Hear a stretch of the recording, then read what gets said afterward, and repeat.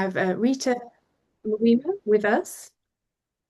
So just to give Rita a bit of an introduction, she is a data scientist working with Target Malaria Uganda with Jonathan Kayondo at the Uganda Virus Research Institute.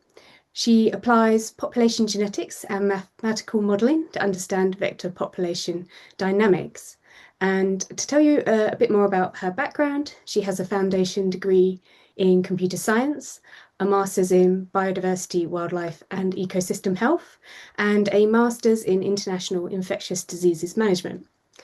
Rita is currently finishing up her PhD, which focuses on population genetics and mathematical modelling to evaluate the effectiveness of novel vector control strategies. And today she's going to be presenting a preprint that she has co-authored, and it's titled Assessing the Population Genetic Structure and Demographic History of Anopheles gambiae and Anopheles arabensis at island and mainland sites in Uganda. And her talk will explore the implications of these findings in testing novel malaria vector control tools. We will be recording the session today, and you can find that published on the Malaria YouTube channel after today, if you do get cut off or miss some of the talk.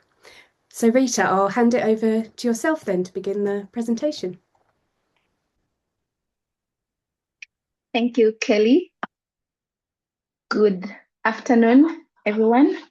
Good morning, wherever you're logging in from, depending on your location. So thank you for having me. It's a privilege to share our recent work with the malaria gen community. And today I'll take you through how we used population genetics to assess the population genetic structure and demographic history of Anopheles gambiae and Anopheles arabiensis at island and mainland sites in Uganda. I'll then share the implications of these results in testing novel malaria vector control approaches.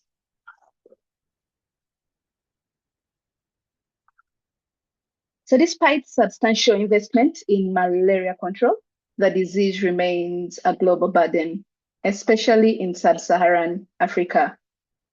According to the World Health Organization malaria report of 2024, 263 million cases of malaria were reported and 597,000 deaths were recorded globally.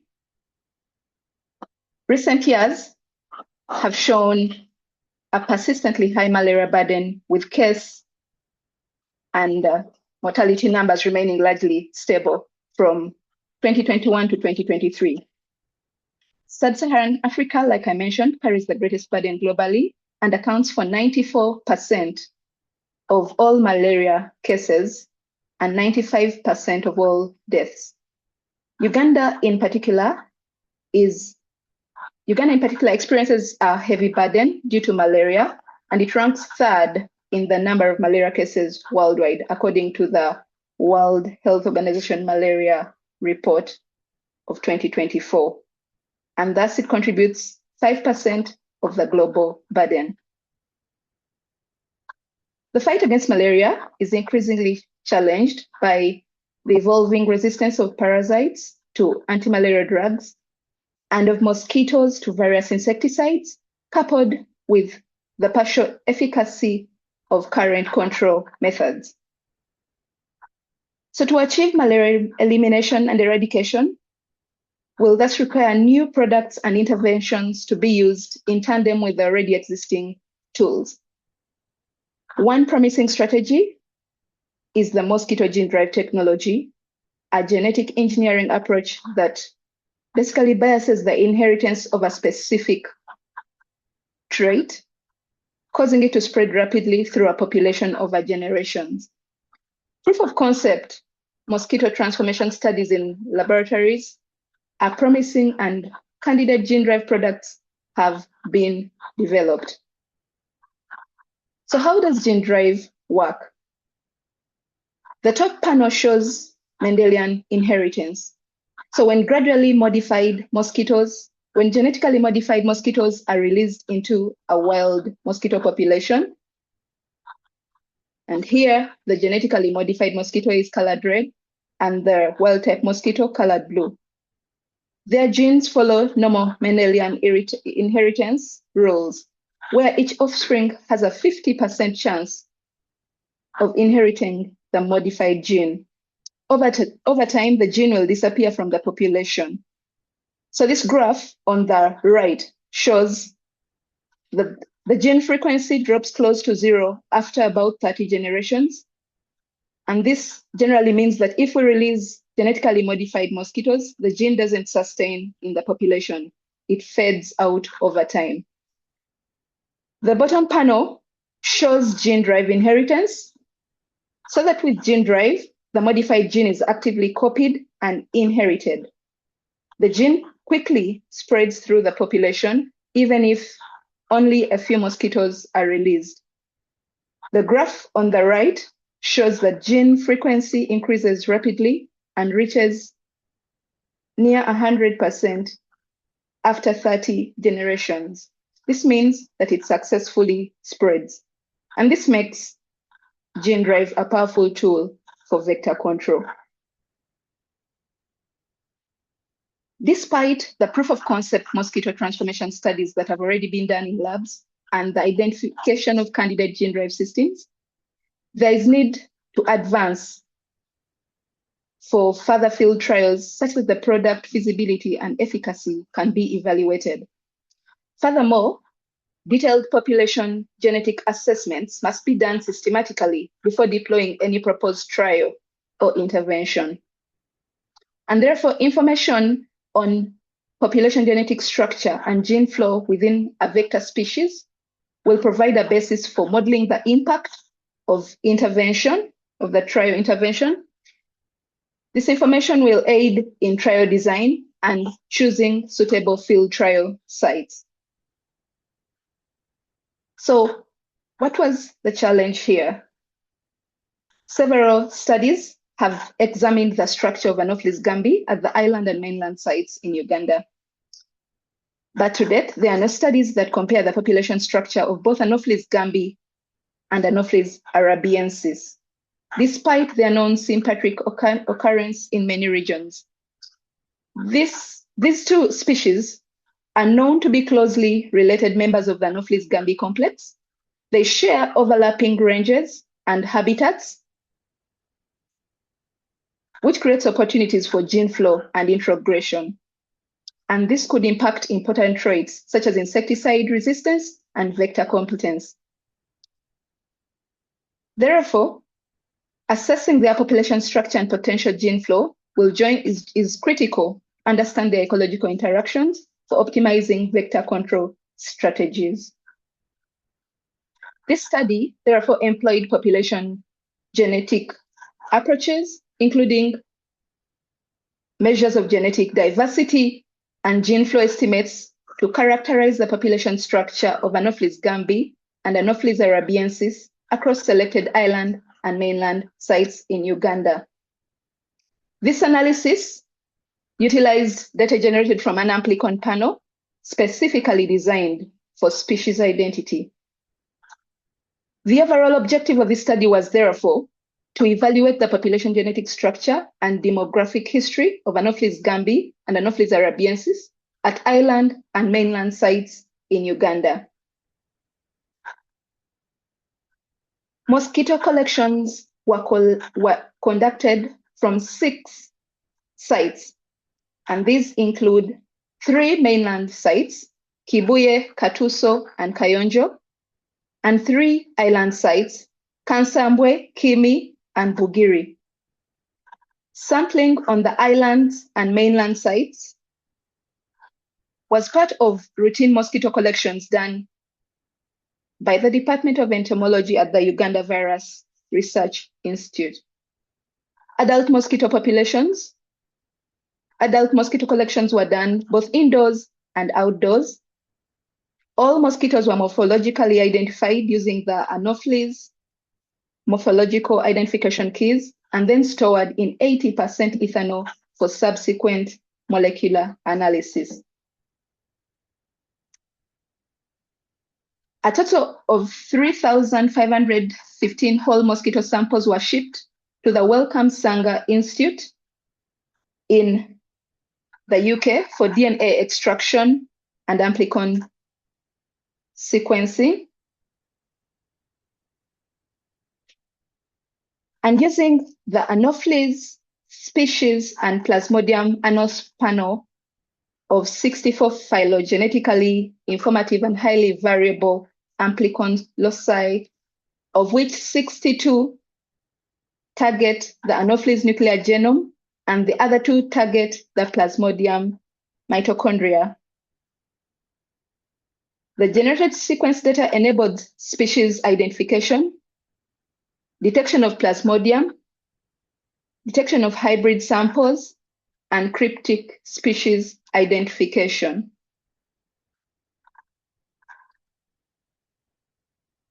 For all other details regarding the sequence techniques and the functions of the 62 amplicon loci, please refer to the original publications as shown. The raw reads from the generated sequence data for the confirmed Anopheles gambiae and Anopheles arabiensis species were processed using AmpSeeker, an open source computational pipeline, which includes quality filtering, primer trimming, and alignment to the reference genome. The resulting raw reads from this pipeline were used in the filtering process, and at the end we were left with 9,890 sites, and our downstream analyses were based on these sites or SNPs or loci with potential further filtering. And important to note is that we used only biallelic SNPs.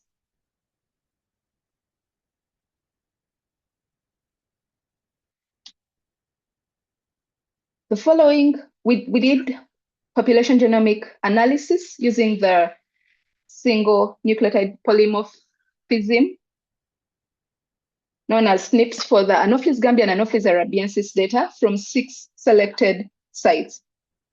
So for population structure, the following methods were used to describe it. We computed pairwise FST between and within populations, pairs of populations to evaluate connectivity between sites. And here we used biallelic sites, like I mentioned earlier, from within the 3L chromosome arm. We then ran PCA, and here we first considered all chromosomes and thereafter only the 3L arm, because unlike other autosomes, it does not carry chromosomal inversions that suppress recombination and could confound analysis of population structure. We then carried out Bayesian clustering analysis using structure software to find the optimum number of clusters the SNPs we have could be grouped into, and thereafter constructed a graphical representation of the genetic structure of both Anopheles gambiae and Anopheles arabiensis. We also looked at doubletones, which are defined as sites with exactly 2 copies of the minor allele in a biallelic site. To assess genetic diversity and effective population size, first, to assess genetic diversity per population, we assessed the genetic diversity per population, and then deviation from the standard neutral model was tested using Tajima's D, which was performed for each site and chromosome. Estimates of contemporary effective population size were attained using the linkage disequilibrium-based method of the NE estimator.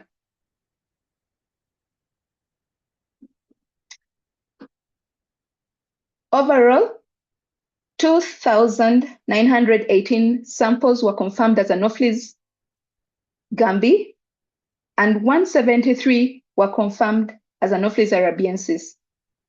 These individuals and their resulting amplicon data were our subjects for downstream analysis, downstream population genetic analysis. And like we see in this table, I actually wanted to show that the numbers of Anopheles arabiensis were generally smaller compared to those of Anopheles gambiae. So from this table, at the mainlands, we had only 168 Anopheles arabiensis samples, and at the islands, we had only 5 samples. In the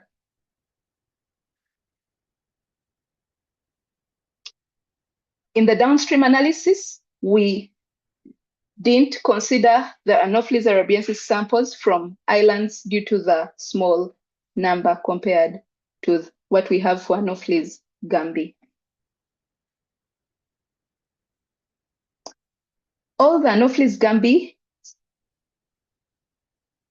collected from the same location were considered as a population, and all the 173 Anopheles arabiensis were grouped as a 7th population because their sizes per site were too small to conduct statistically robust population level analysis individually. And from the results, all pairwise comparisons produced low FST values, except between the outgroup, like we've highlighted here, the outgroup, which is the Anopheles arabiensis, and any other Anopheles gambiae populations. So among the Anopheles gambiae populations, the mainland pairwise FST values between the mainland populations were very low, indicating minimal genetic differentiation, which you could call high gene flow. And similarly, low FST values were observed between Bugiri, which is an island, and the other 2 islands. So to note the islands here, any site with a plus sign at the end is an island site. So Bugiri was different from the 2, Kimi and Kansambwe, in terms of FST values. Pairwise FST values between Bugiri and other sites, like we see highlighted, were low and non-significant. The highest FST values occurred between Kansambwe and all the other mainland sites, and Kimi, and between Kimi and Kansambwe. So the highlighted FST values as shown on the screen were the highest among the Anopheles gambiae populations. So overall, genetic differentiation among Anopheles gambiae populations was generally low regardless of the sites. And even though this differentiation was statistically significant in some cases, these FST results suggest subtle structure with ongoing connectivity. The high gene flow observed between Bugiri and other sites could be influenced by several factors, one of which could be human-mediated transport, as frequent boat traffic and ferries between Bugiri and other sites can facilitate mosquito dispersal.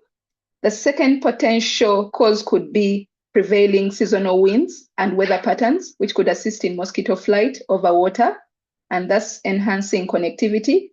And the third potential cause could be because of Bugiri's relatively small sample size, which could have increased the sampling variance and reduced the power to detect subtle genetic differentiation.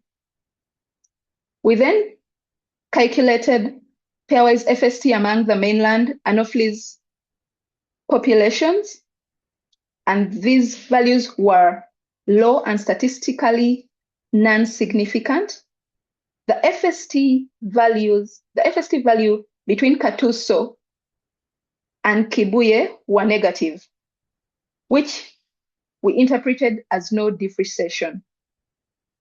This high connectivity between Katuso and Kibuye could be because both of them are located in the same district. Overall, from pairwise FST analysis, we noted that the FST results were low, but statistically significant among many population pairs, which is an indication that while genetic differentiation is subtle, structure nonetheless exists.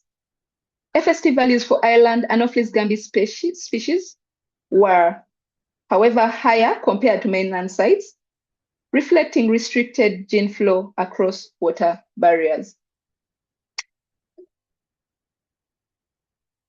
Pairwise FST values for Anopheles gambiae were plotted against geographic distances to investigate the strength of isolation by distance.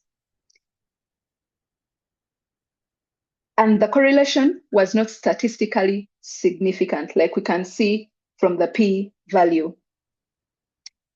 The Mantle test results, therefore, suggest weak evidence of isolation by distance, suggesting that geographic distance could partly influence gene flow, which could therefore be factored into spatially targeted vector control interventions.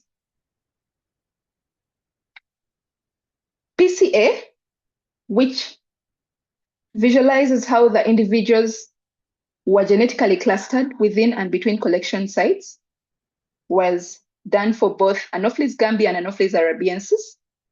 Analysis was done using biallelic sites from the 3L chromosome. And from the graph, we can see that the Anopheles gambiae and Anopheles arabiensis samples showed clustering into two distinct groups in accordance with each species' genetic difference.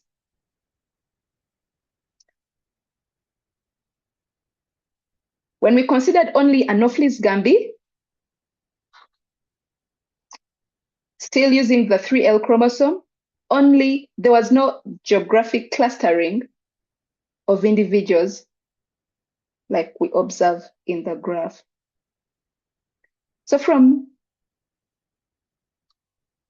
So continuing on to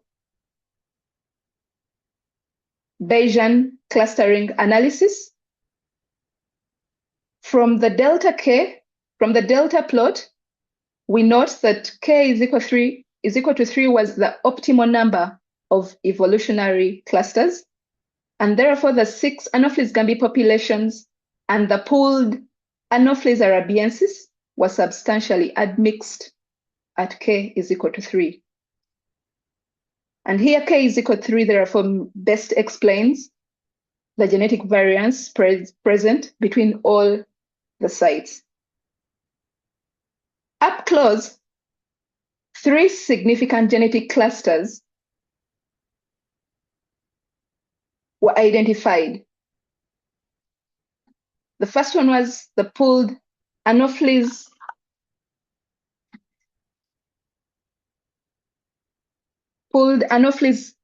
arabiensis individuals. The second cluster was the mainland Anopheles gambiae individuals, and the third cluster was the Anopheles gambiae island individuals. Much of the variation was recorded between populations other than within sites. So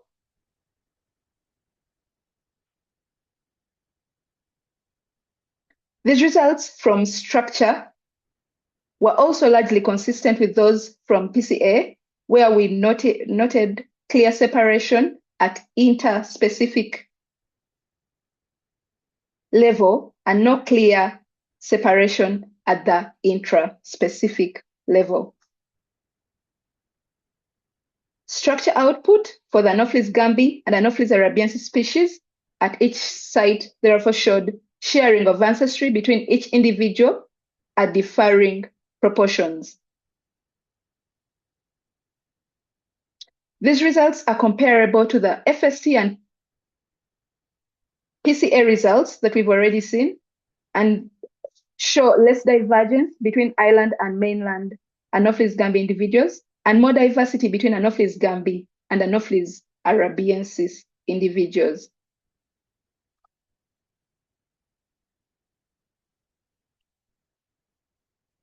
Using allele sharing in doubleton variants, 839 pairs of doubletons were identified.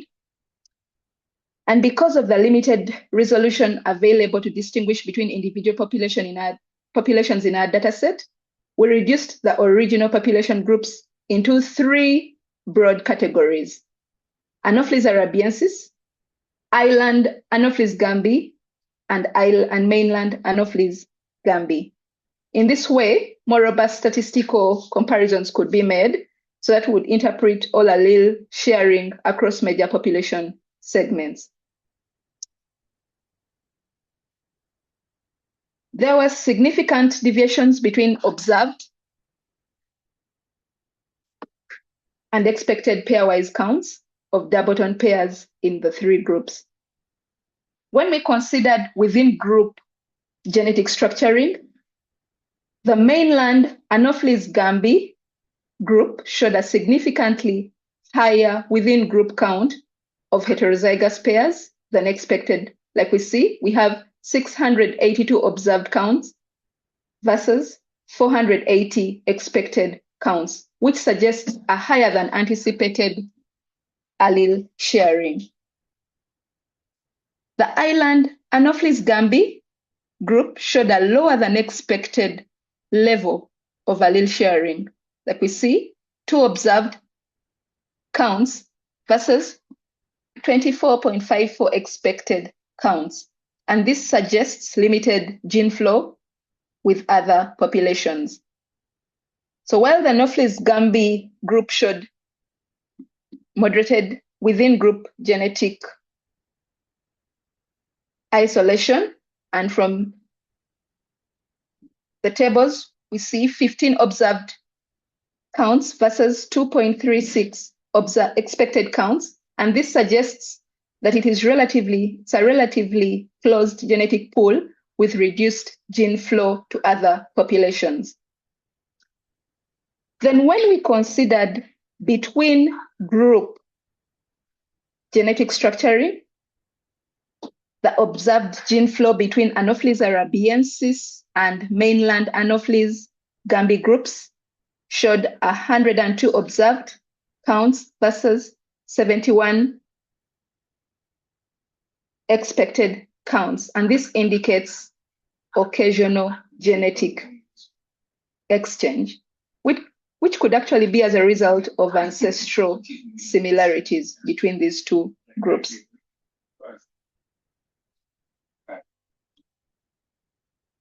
Island Anopheles gambiae versus mainland Anopheles gambiae had significantly fewer pairs than expected. Like we see, 34 pairs versus 238 expected counts. And this suggests restricted gene flow between the 2 geographic sites. The Anopheles arabiensis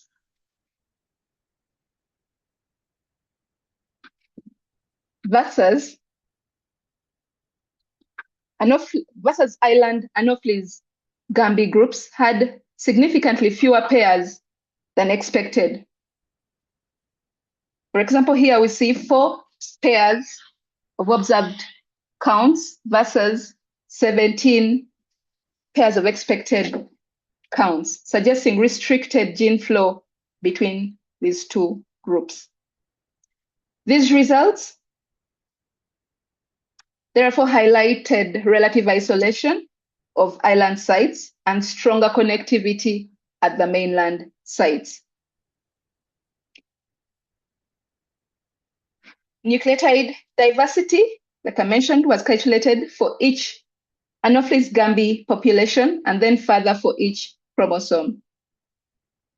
And higher diversity values were reported for mainland Anopheles gambiae populations compared to those from island sites.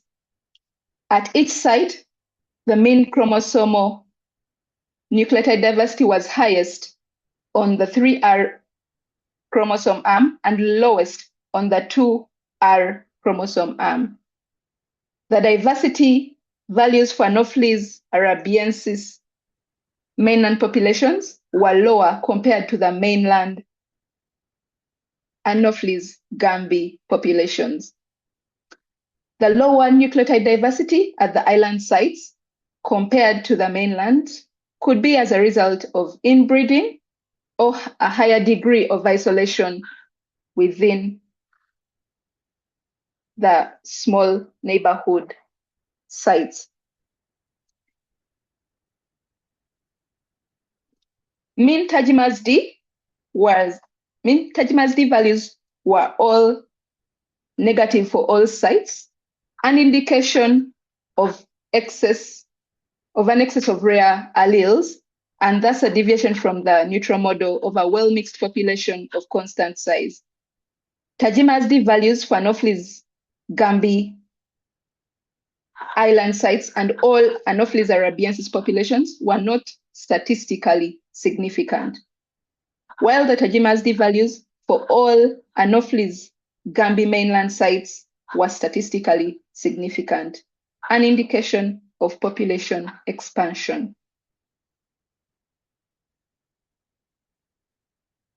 Generally, for Anopheles gambi populations, when we looked at contemporary effective population size, smaller NE values were observed for the island sites compared to the mainland sites. The island sites were in hundreds. We can see one was in hundreds, showing very low values, and for the mainland sites, they were in thousands. The point estimate for Bugiri was inconclusive, like we see the infinity sign, but came with a smaller lower bound. And this could be because of the small sample size of the Bugiri samples.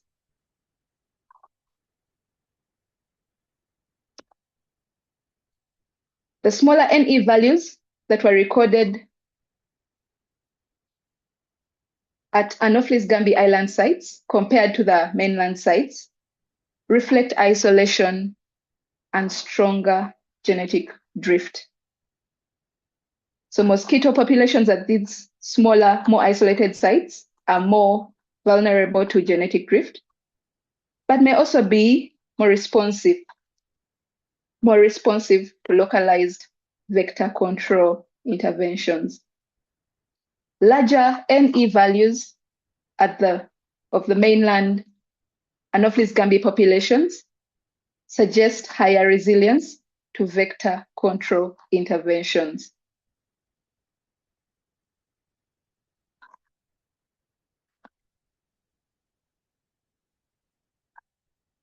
So overall, from the pairwise FST analysis, the results revealed subtle but meaningful structure, which is crucial when considering the design and spread dynamics of gene drive.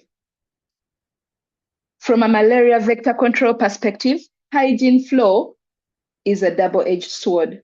On one hand, it promotes the spread of gene drive constructs throughout connected mosquito populations, potentially enabling rapid spread of desired genetic traits. But on the other hand, it complicates containment, given that genetic modifications could unintentionally spread beyond target areas, raising ecological and regulatory concerns. The results from the doubletons highlighted relative isolation of island sites and stronger connectivity at the mainland sites.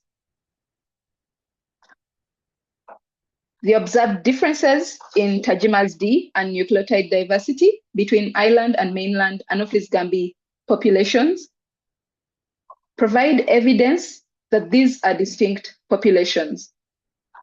Mainland populations exhibited significantly higher nucleotide diversity and more negative Tajima's D values. Results consistent with recent population expansion and larger effective population sizes. In contrast, island populations showed marginally lower nucleotide diversity and Tajima D values, suggesting small but stable effective population sizes.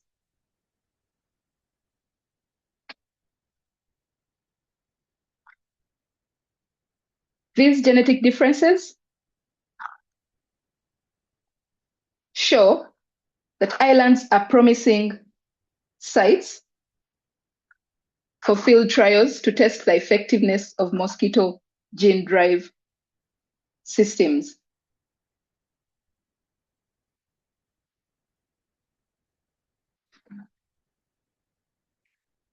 And local elimination on islands may therefore be feasible, but reinvention from the mainland remains a threat, given the relative connectivity we noticed in the FST values. So overall, the small isolated island sites and the large connected mainland sites will directly impact the design of insecticide resistance management strategies, how feasible gene drive interventions will be, and the broader malaria vector control approaches.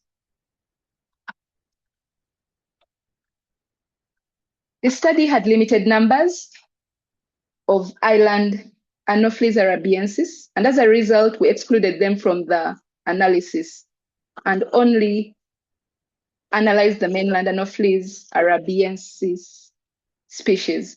However, these low numbers at the island sites could be because of the sampling methods that were used. Therefore, future studies could target the exophilic and zoophilic characteristics of Anopheles arabiensis so that we can have a clear picture of its dynamics at the island sites, which are the potential sites for gene drive field trials. This will help us confirm the proportion of non-target malaria vector species at the island sites. Future studies could also include whole genome sequence data, given that we used amplicon data in this study. And like I mentioned earlier, the SNPs from the amplicon data were mostly fixed and lacked and weakly polymorphic. Future studies could also explore temporal sampling. They could look into factors, biotic factors like passive mosquito transportation, chromosome inversions, and seasonality.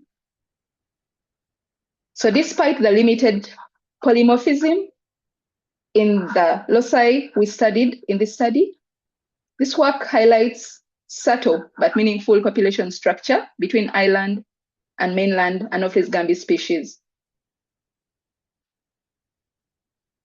And this contrast between small and isolated island sites and large connected mainland sites has direct consequences for the design of insecticide resistance management strategies, feasibility of gene drive interventions, and broader malaria vector control approaches. I'd like to thank all the co-authors on this manuscript. And this work was funded by the Bill and Melinda Gates Foundation, the Open Philanthropy Project. And like I mentioned earlier, sample collection was part of the routine collections done under the Department of Entomology at the Uganda Virus Research Institute. Thank you.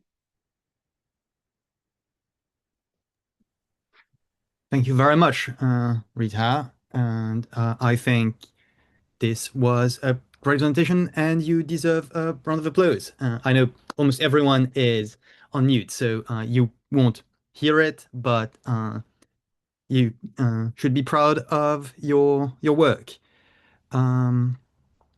As far as I can see, there aren't any questions yet, so it is probably a strong indication that you got everyone attention for the whole time, and no one had time to take to write down their questions, but I'm sure some of them are going to come in the next few minutes. Everyone that has a question can either write them down in the Q&A section at the bottom, or raise their hand as Kelly just did, or write them down in the chat. So I will open the floor to Kelly. Thanks, Jan. Yes, very happy to start us off with the questions.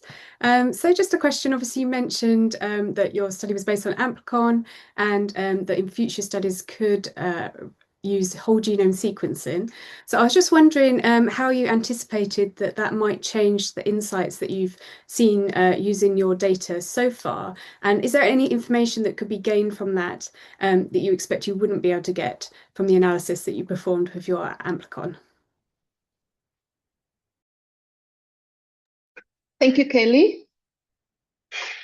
Yes, I suggested that future studies consider whole genome sequenced data. And fortunately enough, some of these samples were whole genome sequenced later on. And from the analysis I've so far done, the FST values are relatively the same, especially given that the Bugiri Island had very few samples to use in the analysis.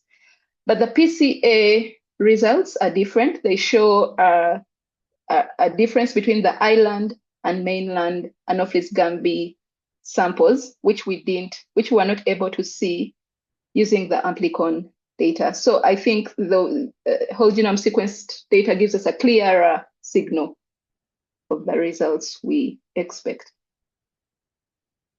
Great, thanks, Rita, and thanks so much for a wonderful presentation as well. Thank you. Are there more questions? If not, I will use the powers that have been vested in me to ask my own questions. So you explained why some gene flow between the population that is the target of the gene drive and the rest of the population that you don't want to target maybe immediately can be an issue.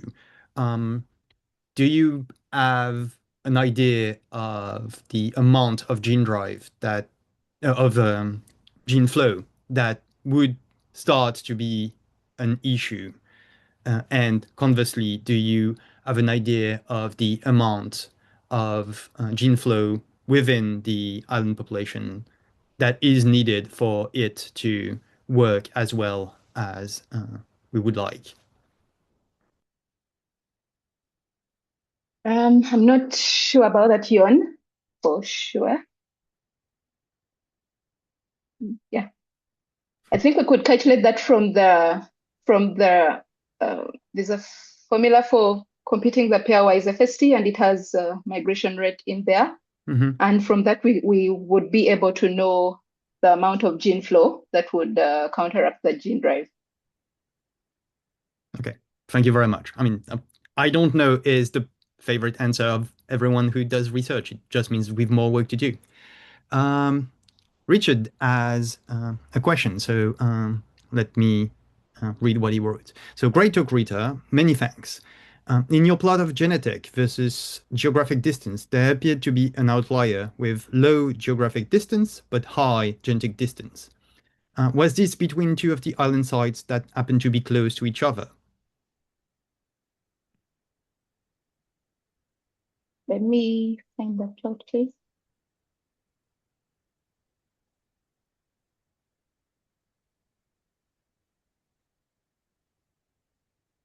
Do you want me to repeat the question? Yes, as I'm trying to find the plot. Okay. Yeah.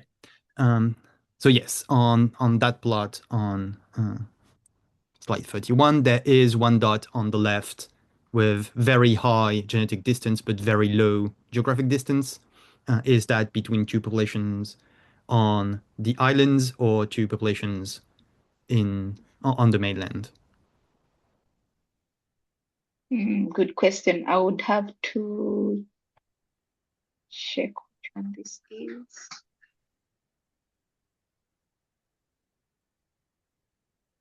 For now, I could say I'm not sure. I would have to check this Okay, out. Yeah. no problem. Um, okay, a new question by Kui. Um, is there any reason behind excluding the X chromosome in your nucleotide diversity analysis?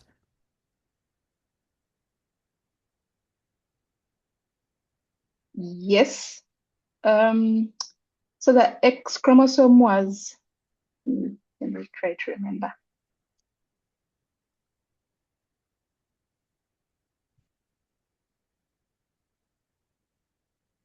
Um,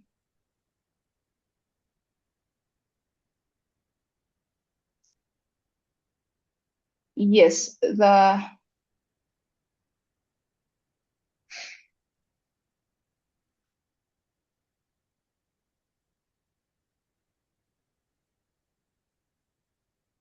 so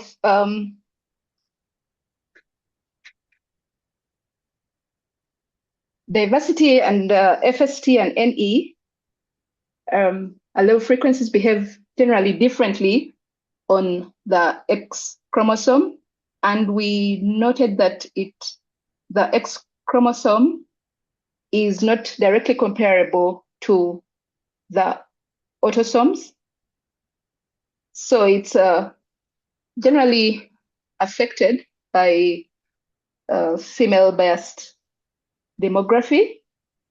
And then it involves sex specific selection. So because of several factors, including what I've mentioned, and how it's strongly impacted by selection, we left it out. And even from the rest of the autosomes, we mainly focused on the 3L chromosome because it doesn't have inversions like the other autosomes that will skew genetic population genetic analysis. Thank you very much. Are there any other questions? I don't think I see any yet, so I will ask another question. So when you explained the Doubleton sharing analysis, I think one of the observation was that generally the island populations compared to any other population had a lack of doubletons, whereas every other population, no matter which other population they were supposed to be compared with, had an excess, which you said was probably due to the lack of gene flow between the islands and the mainland, or the island Gambi and the general Arabiensis, which are also likely to be from the mainland. But a low number of doubletons is also a sign of a lack of rare variants, which is also associated with like lower effective population, or a demography tending towards bottleneck, or even just a stable population. Do you think that demography also had an impact on that statistic?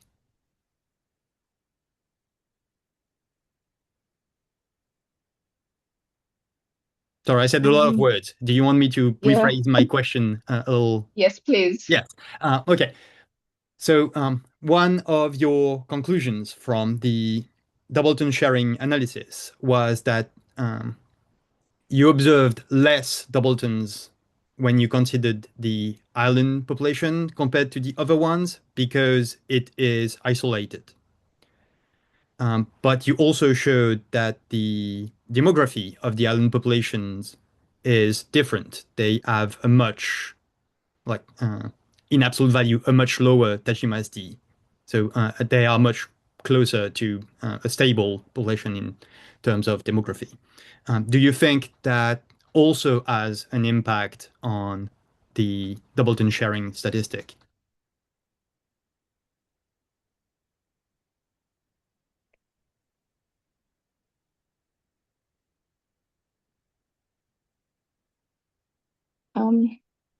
Yes, I think demography strongly affects the button sharing. So double tones are variant with a total allele count of 2. Mm-hmm. And they usually arise from very recent mutations because they are rare and they reflect recent ancestry and recent gene flow. So this makes the button sharing highly sensitive to demographic processes. Okay, thank you very much. There is another question by, I'm going to butcher your name, I'm sorry, Ainalem Mandefro. Thank you, Rita, for your nice presentation. Sometimes negative FST values can result from a small sample size. Did you take this into account when interpreting your results?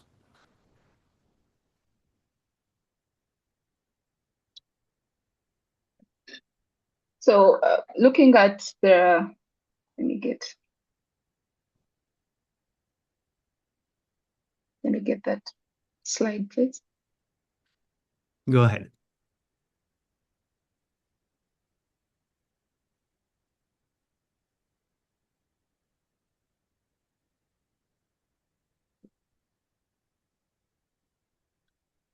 Yes. So looking at this sample size for the 6 sites, the negative FST values were between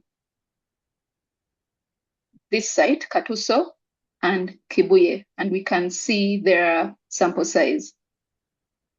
It's relatively high. I would say it's high compared to what I would see in the islands. So I think looking at the sample size, I wouldn't consider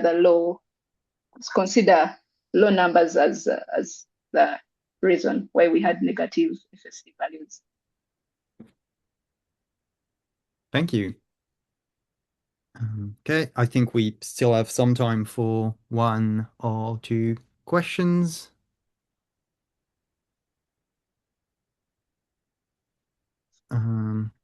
Okay, I will ask another one. So uh, the number of samples collected on the islands was much lower than what was collected on the mainland. Do you think it reflects the actual population size, or is it due to just it is easier to collect samples in the mainland? Or like maybe some different behavior? Well,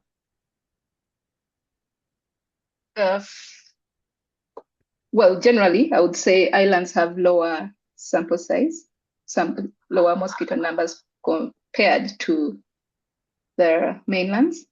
And one of the other reasons I could say would be that there's smaller population density at the islands compared to the mainlands.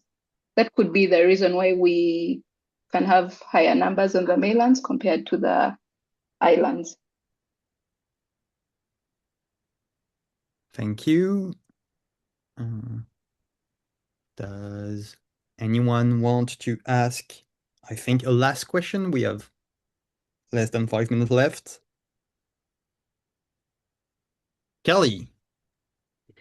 Hello, yeah, I have a last question. So I was just wondering how you calculated your NE and whether you had any temporal sampling at all, and in which case, Were you able to look at that scale and see if there are any changes over time?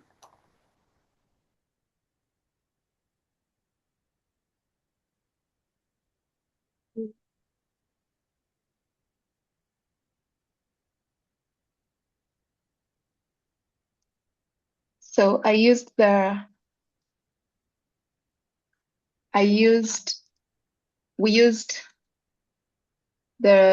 linkage disequilibrium method in a software called NEST Meta. And one of the recommendations for our future studies was actually doing temporal sampling, because that wasn't done in those collections. So I can say we didn't have the different, we couldn't do that analysis for temporal sampling. Thanks, Rita. Okay. I think we can now call this what's the word I'm looking for? This event. Yes. Well, yeah. I was trying to remember how we call the journal club. I will call this journal club off. Rita, do you have a few last words before we all go back to our own worlds? Thank you, Yon. I'll start by thanking everyone who has logged in. Those questions are intriguing, and they help me to dig deeper into the analysis and the results I got, because this will be part of my PhD examination. So I'm so grateful for those who have logged in and given me feedback and asked those questions, because I'm better than I was when I started presenting. So thank you to everyone. Okay, thank you very much, Rita. I will add my thanks to everyone who attended towards Journal Club, and more specifically to Rita for an excellent presentation. I am sure that if you have questions, she will be eager to answer. I know that Kelly shared the link to the paper, so you can look into it in more depth. And this was the last Journal Club of the year, I think. So I will wish everyone a nice end of the year, and see you in 2026, I guess. See you.